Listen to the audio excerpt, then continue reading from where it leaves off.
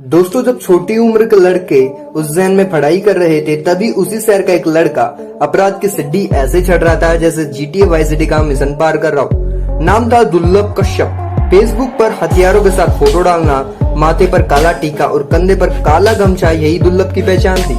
और देखते ही देखते पूरे उज्जैन में 16 साल के लड़के की चर्चा होने लगी और जल्दी कश्यप ने अपना गैंग बना लिया। फिर क्या, रोज पुलिस थानों में एक ही नाम से कई FIR दर्ज होने लगी।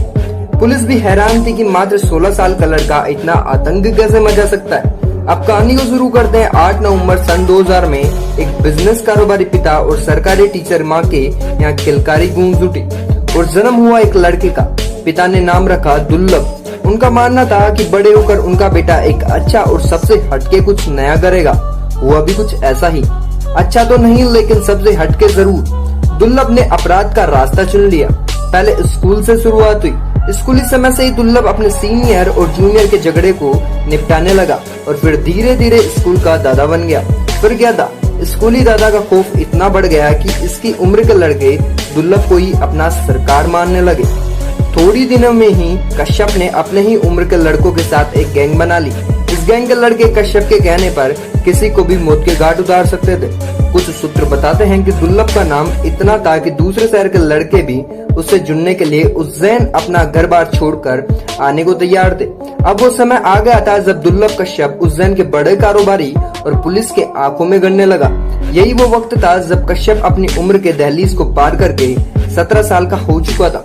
17 की उम्र तक पहुंचते पहुंचते उसके ऊपर तमाम आपराधिक मामले भी दर्ज होने की शुरुआत हो चुकी थी, जिनमें फिरौती, जान से मारने की धमकी जैसे संगीन मुकदमे उज्जैन के कई थाने में दर्ज हो चुके थे। 18 की उम्र तक पहुंचते ही उस पर 9 मुकदमे दर्ज हो चुके थे। ऐसा कहा जाता है कि दुर्लभ को उज्जैन का भाई बनाने में सोशल मीडिया का बहुत बड़ा हाथ था। दोस्तों, दुर्लभ कश्यप ने अपने बायो अकाउंट में लिख रखा था कि वह हत्यारा बदमाश है और कोई सा भी विवाद हो, कैसा भी विवाद हो, उससे संपर्क करे। ऐसे तमाम पोस्ट के जरिए वो अपना गैंग लोगों को धमकाने का काम करने लगा।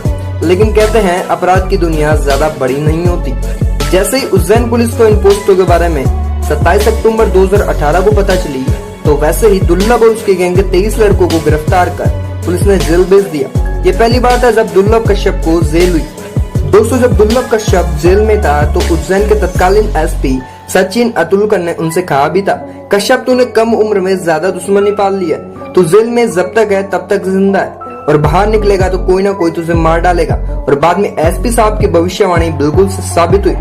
पिछले साल लॉकडाउन में पहले दुर्लभ जमानत पर छूटकर जेल से बाहर आया था और इंदौर में रहने लगा। जब लॉकडाउन खुला तो वहाँ अपनी माँ के पास उज्जैन चला गया।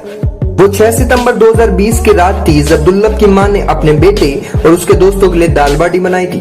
सबने साथ बैठकर खाना भी खाया। इसके बाद दुर्लभ अपने चारों दोस्तों के साथ चाय और सिगरेट पीने के लिए अमन उफ बूरा की दुकान पर रात के 1 बजे पहुंचा था।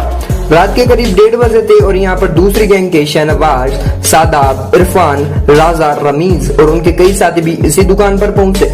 पुरानी रंजिश के चलते दोनों एक दूसरे को घूरने लगे और शहनवाज से दुर्लभ की कहासुनी हो गई। फिर क्या था, शहनवाज और उसके साथियों ने चाकू से कश्यप के ऊपर हमला कर दिया और दुर्लभ ने शहनवाज पर गोली चला दी जो उसके कंधे पर लगी और वो घायल हो गया। इसके बाद शहनवाज के साथी दुर्लभ और उसके दोस्तों पर टूट पड़े।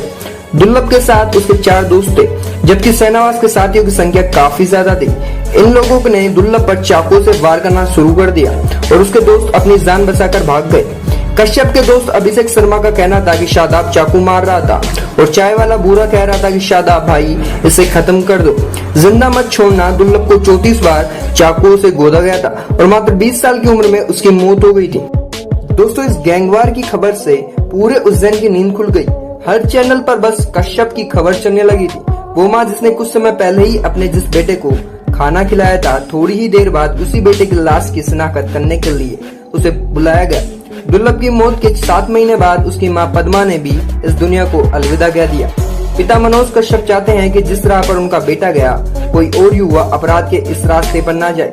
दुर्लभ हत्याकांड के मुख्य आरोपी को भी जेल में मौत हो गई। वो छत पर चढ़ा और वहां से ओधे मुंह नीचे कूद गया, जिससे उसके सिर में गहरी चोट आई है।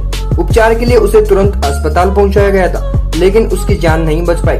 तो दोस्तों, कैसा लगा ये वीडियो हमें कमेंट करके जरूर बताएं। अगले वीडियो में फिर मिलते हैं।